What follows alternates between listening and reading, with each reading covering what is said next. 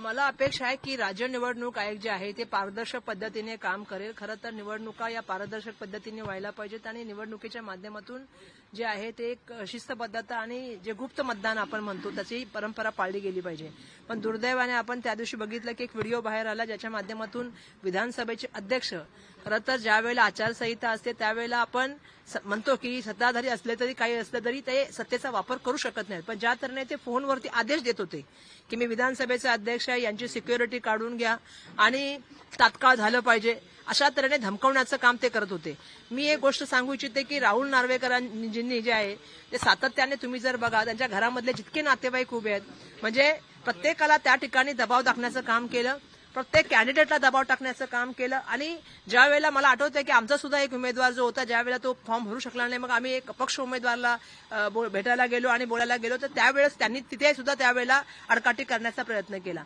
सांगायचं तात्पर्य असं की स्वतःच्या हातामध्ये कायदा त्या ठिकाणी असल्यासारखं ते त्या वागत होते.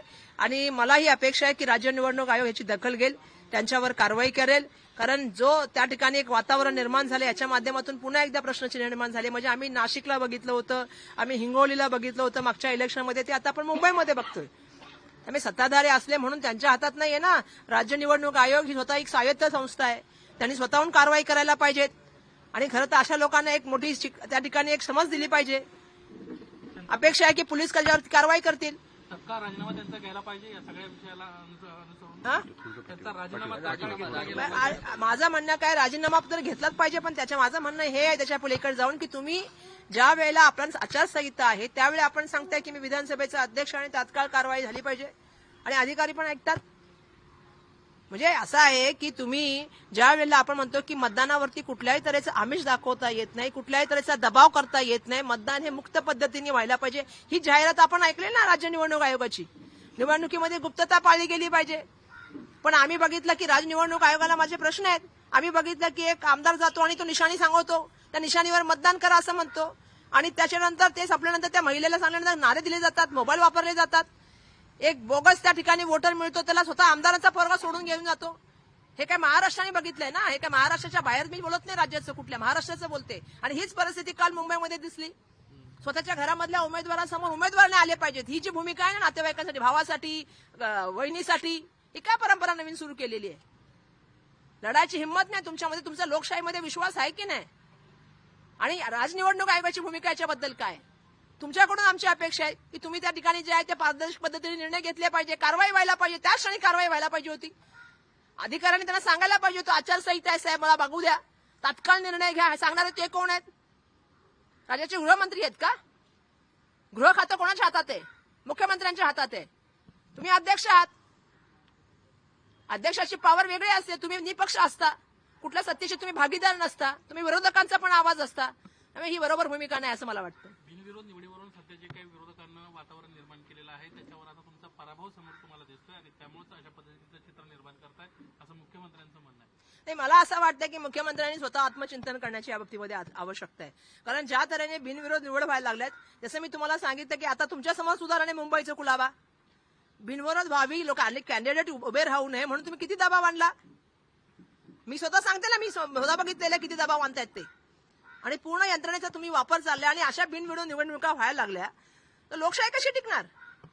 सकाळी 5 वाजता महाराष्ट्रामध्ये घेऊन जायला पाहिजे गृहमंत्री महोदय, तुम्ही मला उत्तर दिलं पाहिजे याचं मुख्यमंत्री महोदयांनी, फडणवीस साहेबांनी, की सकाळी 5 वाजता पोलीस संरक्षणामध्ये लोक फॉर्म भरायला चाललेत.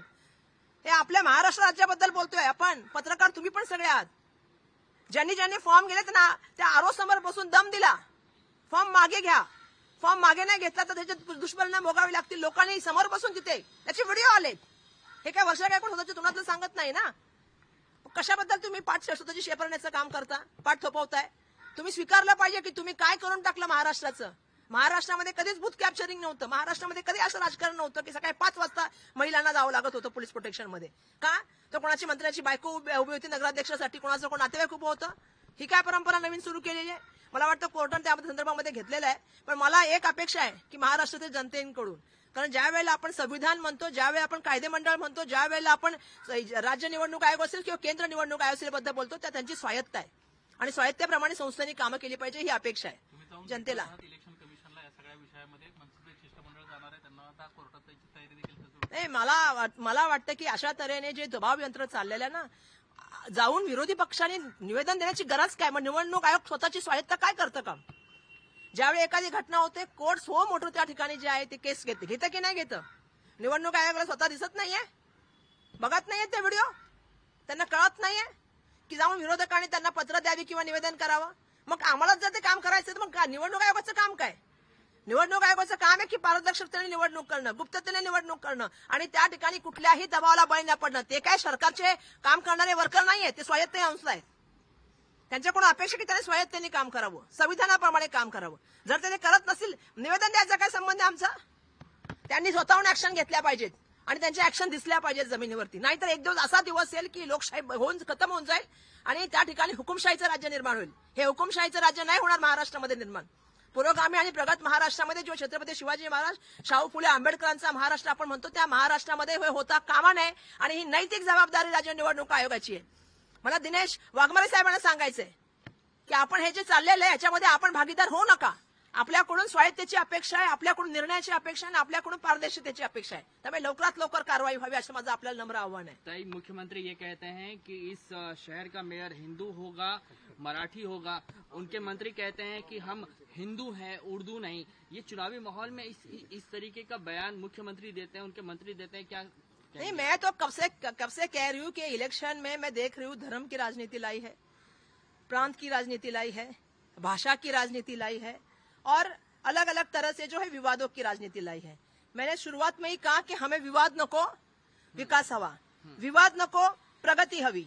विवाद नको, मुंबईचा विजन हवा. मुंबईचं कसं पुढे घेऊन जाण्याचं काम केलं पाहिजे. मेरा एक कहना है, पहले तो आप सभी से मेरा एक कहना है, ये मुंबई एक देश की आर्थिक राजधानी है. आज मुंबई की जो परिस्थिति हम देख रहे हैं, जब आ रही थी तो मैं देख रही थी कि आने जाने के लिए आपने भी देखा होगा, इतनी बड़ी वो एक गाड़ी आती है, दूसरी गाड़ी जा नहीं सक रही थी. तो इतनी बड़ी कंजन रोड है हमारी. कई जगह पे काम शुरू है, कई जगह पे काम बंद है. कई जगह पे आप देख रहे हो कि ट्रैफिक की समस्या से हम परेशान हो गए. आपको पता है आज मेरा गला बैठ गया, बहुत सारे लोगों का गला है, खांसी है, सर्दी है. किसका कारण क्या है? क्योंकि हम जो हवा ले रहे हैं वो पूरी तरह से प्रदूषित है. मुंबई का महापौर मुझे वो चाहिए जो जमीन पे उतर के अच्छी सड़क दे, अच्छा पानी दे, अच्छा घन कचरे का व्यवस्थापन दे, प्रदूषण को दूर करने के लिए क्या सोल्यूशन दे सकता है वो काम करे और मुंबई की जनता को सबको एक साथ लेके आगे बढ़ने का काम करे. हम हर बार देख रहे हैं एक विवादों को निर्माण किया जाता है. अभी मेरे सामने कई पत्रकार बैठे, उनको भी मालूम है, क्योंकि मुंबई में 30 साल किसकी सत्ता है? 4.5 साल से जो है, मैं बार बार बोल रही हूँ, 3 साल 9 महीना किसके हाथ में? सरकार के हाथ में है. यह महायुति सरकार के हाथ में है. मुंबई महानगर पालिका कौन चला रहा था? प्रशासन चला रहा था, लेकिन उसके ऊपर कौन बैठा था?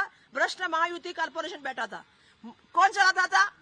मुख्यमंत्री चलाते थे और अर्बन डेवलपमेंट मिनिस्टर चलाता था. कितने सारे टेंडर निकले. आज 12,000 करोड़ का जो है वो ठेव रखा था, उसमें से भी पैसा कम कर दिया. उतना पैसा कम कर दिया 12,000 करोड़ का. आज बीएसटी 2,000 करोड़ के तोटे में चल रही है. आज उसको बंद करके मैंने कल ही प्रेस कॉन्फ्रेंस किया, एक सिटी फ्लो नाम की बस को चलाया जा रहा है, जिसका कोई परवाना नहीं है, जिसका कोई परमिशन नहीं है, जो बाकी बसेस नहीं जा सकती वहां वो जा सकती. नहीं, मैं ठीक है ना, आप सही है, लेकिन आप मुझे बताओ कि अगर परिवहन अच्छा नहीं होगा सार्वजनिक, आप बोझा किस पे? 2,000 करोड़ को बीएसटी को आप लॉस में करेंगे किसी प्राइवेट यंत्रणा को बढ़ा के, और बोझा कौन भरेगा? मुंबई कर भरेगा. तो मेरा सवाल वापस आपको यही है कि कभी मुंबई की समस्या पे बात कर रहे हैं क्या, कि मुंबई की समस्याओं को कैसे हम हल करेंगे? इतनी बड़ी बड़ी जमीनें इतने बड़े बड़े व्यवसायिक को दे दी, मिठी रिवर तक दे दी एक आदमी को, उसका जवाब देंगे क्या? मुंबई कर क्या देवनार्ग में जाके रहेंगे? मुंबई कर मुंबई से बाहर जाके रहेंगे और इसका भी कोई जवाब नहीं दे रहे. तो मुंबई के बारे में बात कीजिए, मुंबई को आगे कैसे लेके जाएंगे उसके बारे में बात कीजिए. आप 3 साल 9 महीने कुछ नहीं कर पाए, तो आज आपके पास जवाब नहीं, तो आपने ये मुद्दे छेड़े हैं. कभी आप किसी को किसकी औलाद कहते हैं, किसी को करते हैं. ये धर्म, प्रांत, भाषा की राजनीति से ऊपर उठ के मुंबई कर के लिए क्या कर सकते उसकी बात महाराष्ट्र के साथ साथ सवाल उपस्थित किया. मीठी नदी में 80 करोड़ का जो भ्रष्टाचार हुआ उसको आपकी सरकार को मुख्यमंत्री ने जिम्मेदार ठहराया है. कल उन्होंने भाषण में भी कहा कि वो जो भ्रष्टाचार करने वाला बंदा है वो भी अभी जेल में है और ये आगे होने नहीं, उसका तो मिठी रिवर का तो पूरा टेंडर गलत निकला, उसमें पूरा घोटाला हुआ और सबने देखा कि उसके ऊपर ईडी की कार्रवाई हुई और किसके कार में हुई, क्या हुई, सबको पता है. और मेरा सवाल ये है, आपने वापस जो टेंडर निकाला किसको दिया? किसको दिया? नाम आप नहीं लेंगे, मैं लेती हूँ. अदानी को दिया. क्यों दिया? आज मुझे बताओ, घन कचरे का विस्थापन की भी उनकी जिम्मेदारी, मिठी रिवर की भी उनकी जिम्मेदारी, एयरपोर्ट भी उनको, एयर इंडिया कॉलोनी भी उनको, धारावी भी उनको, देवनार भी उनको, कुर्ला की मदर डेयरी भी उनको, सब सॉल्ट प्लांट लैंड उनको, एयरपोर्ट उनको, एयरपोर्ट की बाजू वाली पूरी जमीन उनको, सहारा उनको, मोतीलाल नगर उनको। ये किसकी जमीन है भाई? ये कोई सरकार की प्रॉपर्टी की जमीन नहीं है, ये सर्वसामान्य मुंबईकर की जमीन है। आपने पूछा उनको? मैं तो बहुत कुछ बात कर सकती हूँ उसके ऊपर भी। सरकार का काम है लोगों की सुविधाएं देना, मुंबईकर को सुविधाएं देना। आपने मुंबई की सुविधाएं किसको दी? एक आदमी के गले में डाल के कहिए, तो आप बात नहीं कर सकते। आप क्या बात कर रहे हो यहाँ वहाँ की? आप मुद्दों पे बात कीजिए, हम मुद्दे ला के सामने आपके बैठे, मुद्दों पे बात करना सीखिए। ताई, एक दिल्ली से जुड़ा सवाल है। उमर खालिद और शर्जील इमाम, मुझे लगता है ये है ना, हम अभी मुंबई के इलेक्शन में है, 15 तारीख तक मुंबई के सवालों पे बात करेंगे। अकोला में जिस तरह से कल एमआईएम के प्रमुख जो है उनकी रैली हुई, उन्होंने कहा कि संविधान में लिखा है विद द पीपल से संविधान में शुरुआत होती है, ना कि भारत माता की जय। हमें अधिकार। देखिए, हम संविधान में यकीन करते हैं। मेरे नेता ने हमें यही सिखाया है, सबको जोड़ो, सबको साथ में लेके चलो, मोहब्बत बांटो। जब तक हम सब साथ में नहीं आएंगे, ना महाराष्ट्र आगे बढ़ेगा, ना देश आगे बढ़ेगा, ना मुंबई आगे बढ़ेगी। तो सबको साथ में लेके चलना, यही देश का संविधान। संविधान से जुड़ा हुआ सवाल था। नहीं, संविधान से जुड़ा हुआ सवाल के ऊपर मैं बिल्कुल जवाब दूंगी, लेकिन आज मैं यहाँ पे आई हूँ, मैं आज यहाँ पे आई हूँ। हमारे साथ अलायंस में जो वंचित के उम्मीदवार है, उनके सपोर्ट में मैं यहाँ पे आई हूँ। स्वप्निल जी, जिस तरह से आपको मालूम है कि कांग्रेस, वंचित, आरपीआई के गवई गढ़ और साथ साथ में हमारे जानकर साहब, इनके साथ हमारी अलायंस है। वहाँ हम जा रहे हैं, सभी से मिल रहे हैं, उनके लिए विनती कर रहे हैं। उसी तरह से स्वप्निल जी के लिए विनती करने के लिए मैं यहाँ पे आई हूँ। जो लोग उनको भारी वोट दे और उनका ऊपर अपना आशीर्वाद करें, यही मेरी इच्छा है।